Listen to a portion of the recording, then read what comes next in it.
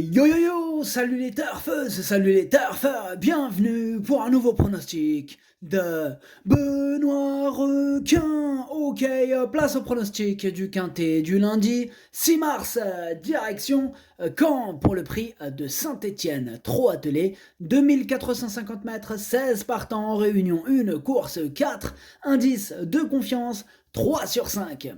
Petit retour sur le quintet du dimanche 5 mars. Dans mon pronostic, je vous ai donné le tiercé dans l'ordre en 6 chevaux. Il a fait 616 € le tiercé dans l'ordre. Je vous ai aussi donné le gagnant de la course. Là, ça a 11 contre 1. Lui aussi, il a fait plaisir. J'espère que vous êtes nombreux à être passés à la caisse ce dimanche. Pareil pour les VIP ce dimanche, des tickets tiercés dans l'ordre, en veux-tu, en voilà. Ah, il a fait plaisir ce dimanche. Bienvenue bien sûr à tous ceux qui souhaitent rejoindre notre équipe VIP. Ok, c'est parti, on commence le pronostic et on commence avec le numéro 1, Graziella Delle. Et on écoute l'entraîneur Frédéric Héon. Dernièrement, face aux 6 ans, cela ne s'est pas vraiment couru pour Graziella Delle, elle n'a pas démérité dès lors. Elle est bien placée en tête, j'ai opté pour cet engagement plutôt qu'un autre, samedi. Revenir à main droite ne sera pas un souci, il lui faut la bonne course, si tel est le cas, elle est compétitive. Eh bien moi, elle me plaît beaucoup, ce numéro 1 me plaît vraiment beaucoup, je l'ai gardé très haut, elle fait partie de mes préférés, je l'ai mis en deuxième position. Ce numéro 1 en japonais, ça donne Watashi no Nibameno Okiniri. On passe au numéro 2, Helios Si, on écoute l'entraîneur Sébastien Hardy. À Saint-Brieuc, Helios Si aurait pu s'imposer avec un peu plus de chance. Il a toussé après cette performance et a dû sauter 2 exercices. Cela dit, il était prêt et n'a pas perdu de condition. Il a bien travaillé récemment, l'engagement est favorable à la limite du recul et il va apprécier ce parcours. Comme il aligne les bonnes performances depuis plusieurs mois, j'y crois. Eh bien, ce numéro 2 me plaît bien aussi. Bon, je l'ai gardé un petit peu plus loin, en 5e position. Ce numéro 2, Doi. On enchaîne avec le numéro 3, Glorioso Bello. Et on écoute Stéphane Provost. Glorioso Bello est parfait en ce moment. La semaine dernière à Reims, il court de première, d'autant qu'il s'est retrouvé en tête pendant un tour. Il est bien meilleur quand il peut être caché plus rapidement. Il avait bien gagné au printemps 2022 à Caen. Il s'est allé vite sur un bout quand il est caché. Il a ma préférence entre mes 2 élèves. Il devrait participer à l'arrivée. Pareil pour ce numéro 3, je l'ai gardé, mais lui vraiment en bout de combinaison. Ce numéro 3, Nanaï. On passe au numéro 4, Flocon d'IGO. On écoute Madame Virginie Moquet. Flocon d'IGO s'est bien comporté en fin de saison dernière, mais il découvre désormais des tâches plus compliquées face aux jeunes. L'engagement reste malgré tout favorable au premier échelon, c'est un petit cheval généreux, il va se plaire sur ce parcours, mais il n'a aucune marge de manœuvre, une petite place me satisferait. Eh bien moi ce numéro 4, je ne l'ai pas retenu. Alors j'ai pas une longue liste de casseurs de tickets repérés à vous proposer aujourd'hui. Bon, bonne nouvelle, ça veut dire que du coup on en a écarté 3, il y en a 2 à la rigueur dans un champ réduit, et le seul qui est tout seul sur ma liste des possibles troubles faits, c'est ce numéro 4, du coup, voilà. Donc il est tout seul sur ma petite liste des possibles troubles faits, c'est numéro 4, on va quand même lui accorder du coup une petite note de méfiance. Ce numéro 4, Kiken. On enchaîne avec le numéro 5, Helios Somoli. On écoute Mathias Dudouis. Après une 3e place encourageante à Saint-Brieuc, Helios Somoli n'a pas voulu se livrer lors de sa plus récente sortie à Vincennes. Cette fois, il sera déféré des 4 pieds avec les oreilles débouchées. Il n'a jamais déçu à Caen et avait pris la 3e place d'un quintet sur ce parcours derrière Bilo Jepson et Bontoxo. S'il montre son vrai visage, il devrait jouer les premiers rôles. Eh bien moi ce numéro 5 c'est tout simplement mon préféré et je l'ai installé en tête. Ce numéro 5, Okiniri. On passe au numéro 6, Excessive Well, et on écoute Antonius Wilderbeck. Excessive Well n'a pas été revue depuis novembre, elle a connu des problèmes de santé. Elle a repris le travail doucement et progressivement, mais elle n'est pas assez prête pour jouer un premier rôle, même si elle est bien engagée en tête. Sa présence à l'arrivée me surprendrait. Je vous avoue que moi aussi ça me surprendrait de l'avoir à l'arrivée ce numéro 6, du coup je ne l'ai pas retenu. Ce numéro 6, Kaku. On passe au numéro 7, Philou Smiling, et on écoute Stéphane Provost. Depuis plusieurs mois, Philou Smiling affiche une forme optimale. Il est bien engagé au premier échelon, ce qui est important à Caen. Il est un peu moins à son affaire à main droite. Cela dit, Caen est un grand anneau, il devrait s'adapter. Pour la gagne, ce sera compliqué, surtout avec les 6 ans, mais il peut prétendre à une 4-5e place sans problème.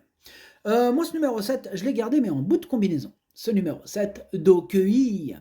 On passe au numéro 8, Fakir de Villodon, et on écoute Madame Delphine Audienne.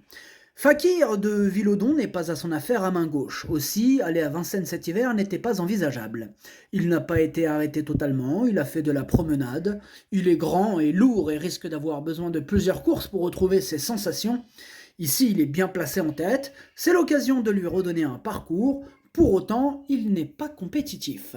Eh bien, moi, ce numéro 8, je ne l'ai pas retenu. Après, bon, question de feeling, il faudrait pas mal de défaillance de chevaux en vue pour qu'il espère gratter une petite place. Voilà, donc, amateur de champ réduit, pourquoi pas, question de feeling. Ce numéro 8, Kiken.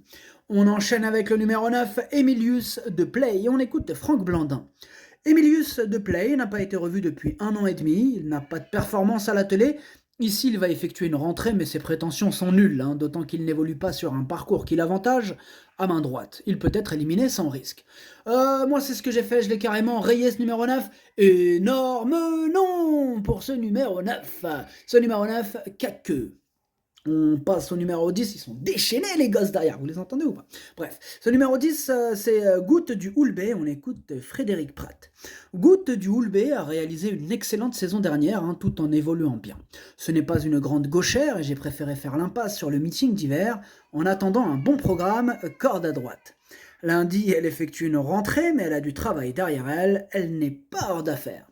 Ce numéro 10 qui effectue sa rentrée, qui a du travail derrière elle, donc petite méfiance quand même, moi c'est un regret, c'est mon deuxième cheval de complément en cas de non partant. Possible cassage en vue, en cas de défaillance, avec un bon parcours, elle peut arriver, pourquoi pas 5e, donc attention. Ce numéro 10, Idomeno Kai. On passe au numéro 11, Girolamo, et on écoute Antoine Lérété. Girolamo était fatigué en fin d'été après une excellente année dernière. Il s'est reposé afin d'aborder la saison dans de bonnes dispositions. Il va avoir besoin de plusieurs parcours pour revenir au mieux. Lundi, il doit rendre 25 mètres, il restera ferré.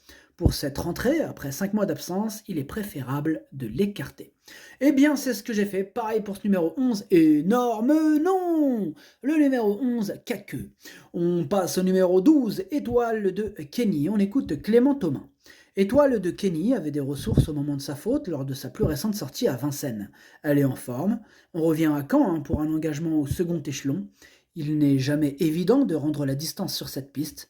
Elle a déjà gagné à la Prairie, même si elle est un peu moins à l'aise à main droite. Elle est prête à s'illustrer. Elle en a les moyens. Eh bien moi ce numéro 12 me plaît bien, je l'ai gardé assez haut, en 4e position malgré son rendement de distance. Ce numéro 12, Yomi. On passe au numéro 13, Esteban Giel, et on écoute Jean-Luc Dersoir. Dernièrement, Esteban Giel a bénéficié d'un déroulement de course favorable pour prendre la 3e place en retrait de Gaspard de Brion et Oracle Thiel. Lundi, il est très bien engagé et détient une première chance sur le papier, mais je pense qu'il n'est jamais aussi bien que sur le bon sol de Vincennes. De plus, ce n'est jamais facile de rendre la distance, même sur cette grande piste. C'est pas faux, mais malgré ça, je lui vois une bonne chance, je l'ai gardé très haut, en 3e position. Ce numéro 13, Daisani. On enchaîne avec le numéro 14, Cléa Michelry. On écoute Frédéric Héon. On s'est fait plaisir avec Cléa Michelry dans le Prix de Paris dimanche dernier. C'est la dernière course de sa carrière. Par contre, elle est vraiment bien à l'entraînement. Revenir à droite est un atout. Avec une bonne course, elle est compétitive pour une place dans le quintet. Je lui associe Johan Le Bourgeois, qui la connaît bien. Ce numéro 14, il peut faire mal, c'est mon gros regret, c'est mon cheval de complément en cas de non partant, possible cassage en vue.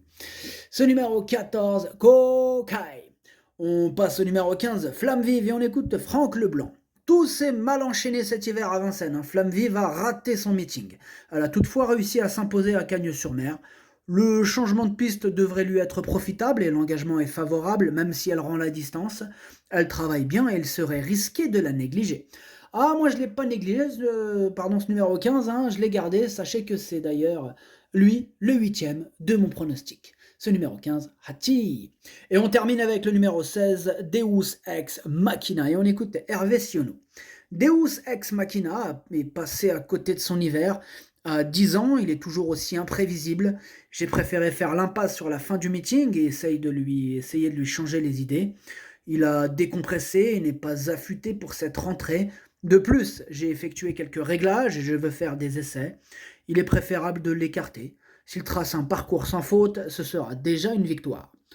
Oh, on le sent démotivé, Hervé Siono, avec ce Deus Ex Machina. En même temps, oh là là, il donnerait mal à la tête à un Doliprane, ce cheval, avec cette disqualification avec lui. C'est comme d'habitude, tout ou rien. Bon, moi, je ne l'ai pas retenu, mais pour amateur de chant réduit, pourquoi pas, parce que il pourrait malgré tout jouer les troubles faits. Lui, quand il arrive, c'est sans prévenir, c'est comme ça. Alors, ce numéro 16, Kiken. Le pronostic, ça donne 5, As, 13, 12, 2, 7, 3. Merci d'avoir suivi cette vidéo. N'hésitez pas à mettre un pouce bleu si la vidéo vous a plu. Vous aidez ainsi grandement la chaîne. Pour accéder à tous mes tickets pour la course du Quintet, rendez-vous directement en description de la vidéo. À jouer avec modération. Bonne chance. Chopez-le moi. Ciao.